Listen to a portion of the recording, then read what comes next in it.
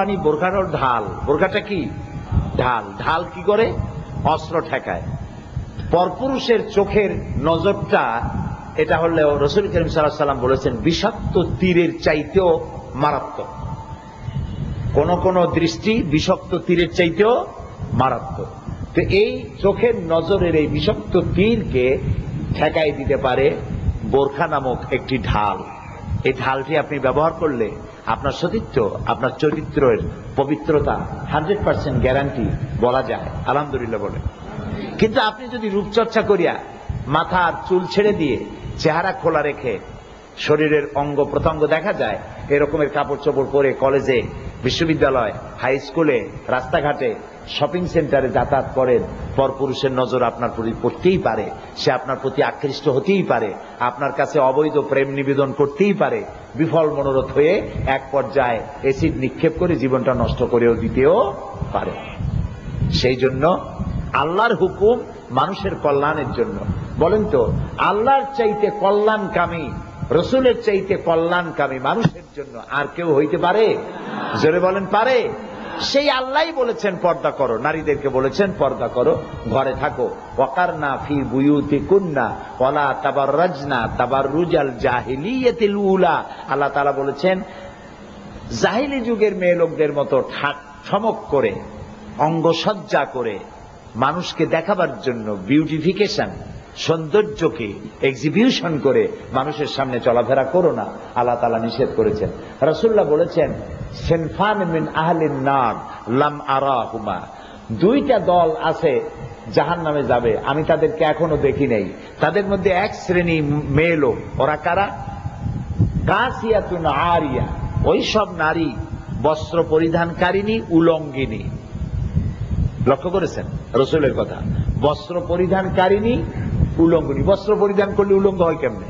তার মানে এমন পাতলা কাপড় তারা পরবে যা পরাও যা, না পরাও তাই। এই ধরনের কাপড় পরে মাথার চুল উটের চুটের মতো বানায়া তারপরে পরপুরুষের সামনে নিজের সৌন্দর্য বিকশিত করে চলবে। আল্লাহ তাআলা রাসূল বলেছেন কিয়ামতে এরা জাহান্নামে যাবে। নাউজুবিল্লাহ, বলেন নাউজুবিল্লাহ। সেই জন্য মা বোনেরা পর্দায় থাকুন।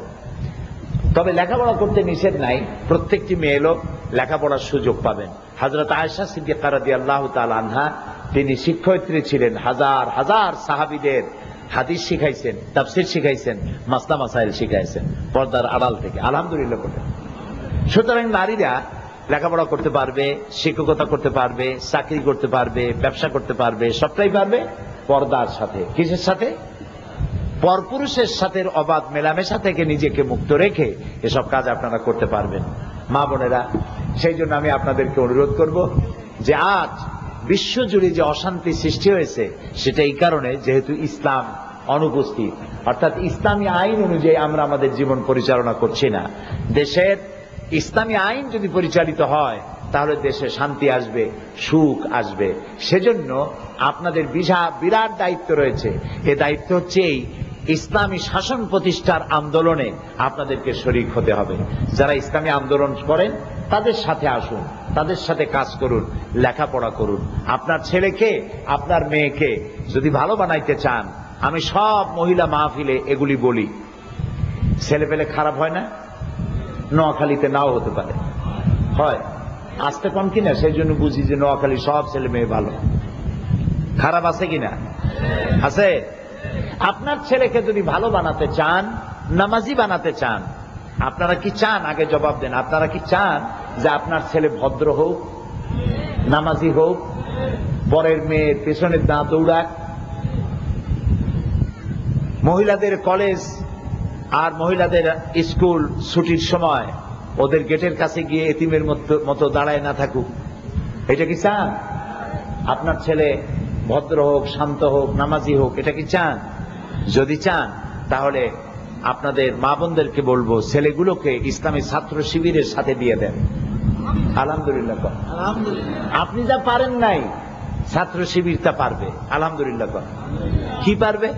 আপনার ছেলেরা আপনি নামাজি বানাইতে পারেন নাই, ও যদি শিবিরে যায় নামাজ শুধু পড়বেই না, সে রিপোর্ট বইতে লিখবে এই মাসে এত ওয়াক্ত নামাজ জামাতে আদায় করছি, লিখতে হবে তারে রিপোর্ট করতে হবে।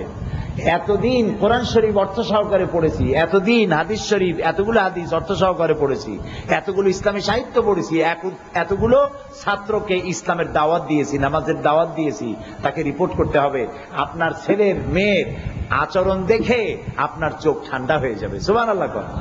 আপনি যা পারেন নাই ওরা তা পারবে।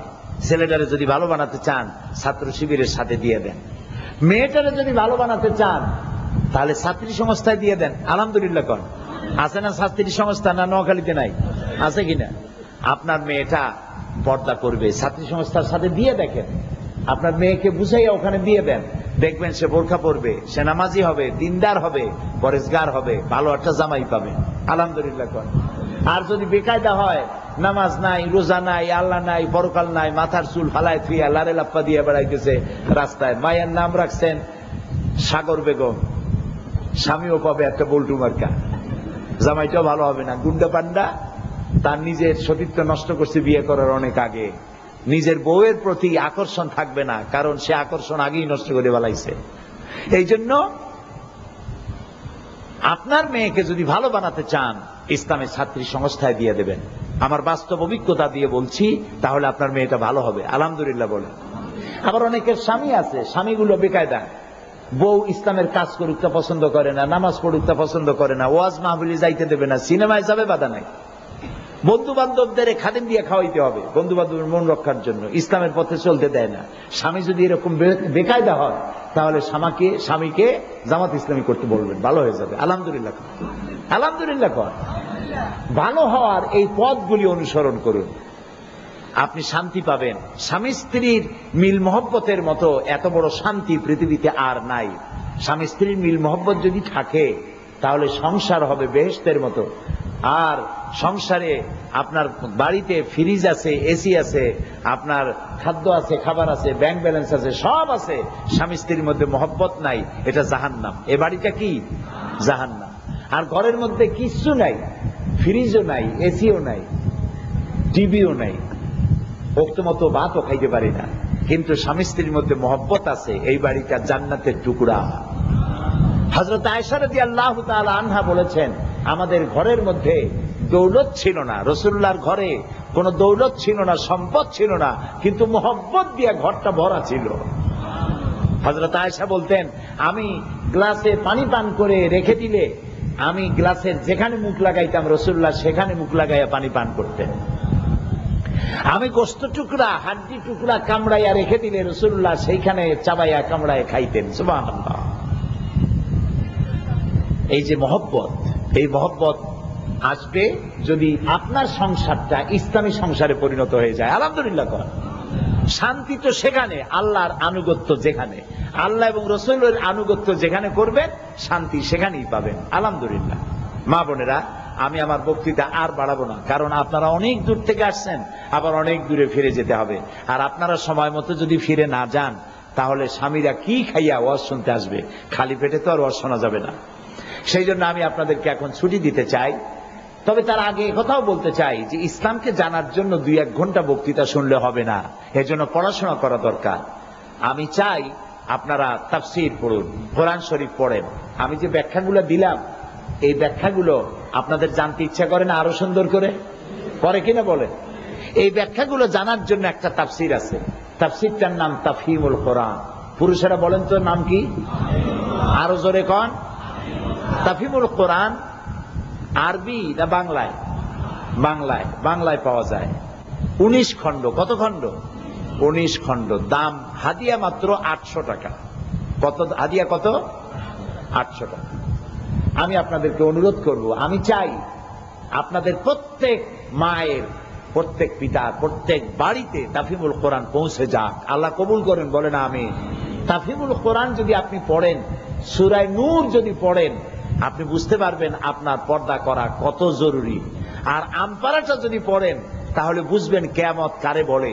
কিয়ামত চোখে দেখতে পারবেন আমপারাটা পড়লে। তাফহিমুল কোরআনের আমপারা পড়লে দুনিয়ায় জীবিত থাকা অবস্থায় হাসর কেমন হবে তা বুঝতে পারবেন, আপনার জীবনকে সুসংহত, সুবিন্যস্ত করতে পারবেন। আলহামদুলিল্লাহ। তাহলে আপনারা তাফহিমুল কোরআন কিনবেন, ইসলামী সাহিত্য কিনবেন, নোবেল নাটক আছেন আমাদের দেশে, নোবেল নাটক, উপন্যাস, নভেল, নাটক, এগুলোতে কি করে? এগুলিতে সাময়িক উত্তেজনার সৃষ্টি